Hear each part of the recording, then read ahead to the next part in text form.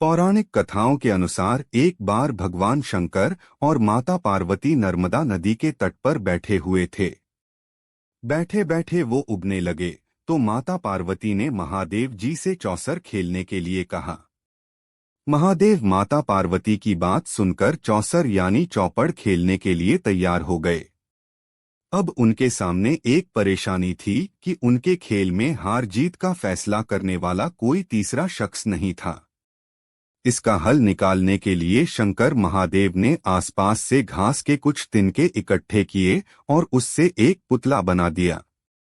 फिर उसमें जान डालकर उससे कहा, हे पुत्र, मैं पार्वती के साथ चौपड़ खेलूंगा और तुम हम दोनों के खेल के साक्षी बनोगे। खेल के अंत में कौन विजयी होता है, तुम्हें इसका निर्णय करना होगा।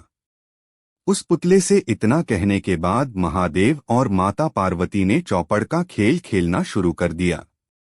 दोनों ने बारी बारी से 3 बार चौपड़ का खेल खेला और संयोग से तीनों ही बार माता पार्वती की जीत हुई। जब दोनों ने खेल खत्म किया और उस पुतले से विजयी होने वाले का नाम पूछा तो उसने महादेव को इस खेल का विजयी घोषित कर दिया। इससे माता पार्वती को गुस्सा आ गया और उन्होंने उस पुतले को लंगड़ा होने और कीचड़ में पड़े रहने का श्राप दे दिया। माता से श्राप सुनकर उस पुतले ने कहा, हे माँ, मैंने इस खेल का गलत निर्णय अपने अज्ञान के कारण लिया। मैंने किसी गलत इरादे से यह निर्णय नहीं लिया। कृपया मुझे क्षमा करें। पुतले की बात सुनकर माता पार्वती को दया आ गई और उन्होंने उससे कहा, 1 साल बाद यहाँ पर गणेश की पूजा करने के लिए नाग कन्याएं आएंगी। उनसे पूछकर तुम गणेश व्रत और पूजन करना। ऐसा करने से तुम्हें मनोवांछित फल मिलेगा। इतना कहकर माता पार्वती और महादेव वहां से वापस कैलाश की तरफ चले गए। 1 साल बाद उसी स्थान पर नाग कन्याएं आईं। जब उन्होंने गणेश व्रत के पूजन की विधि शुरू की तो उस श्रापित पुतले ने उनसे इस पूजन की विधि बताने की प्रार्थना की। नाग कन्याओं ने विस्तार से उस पुतले को गणेश पूजन की विधि बताई। इसके बाद उस पुतले ने विधि अनुसार 21 दिनों तक गणेश जी का उपवास किया और उनका पूजन किया। इस पूजन से गणेश जी काफी प्रसन्न हुए और उन्होंने उस पुतले को मनोवांछित वर मांगने के लिए कहा। पुतले ने कहा, हे प्रभु, आप मेरे पैरों में इतनी शक्ति दें कि मैं कैलाश पर्वत पर जाकर अपने माता पिता से मिल सकूं और उन्हें प्रसन्न कर सकूं। गणेश जी ने तथास्तु बोला और वहां से वे चले गए।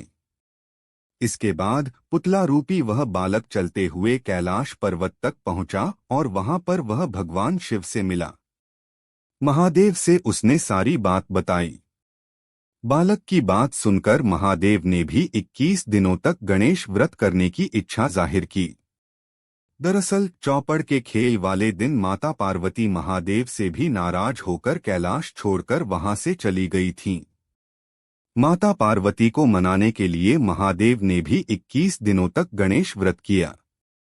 ऐसा करने से माता पार्वती 21वें दिन कैलाश पर्वत वापस आ गईं और उनके मन में महादेव के लिए जो नाराजगी थी वो भी खत्म हो गई।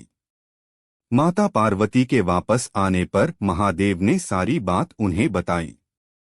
यह सुनकर माता पार्वती के मन में भी अपने बड़े पुत्र कार्तिकेय से मिलने की इच्छा उत्पन्न हुई।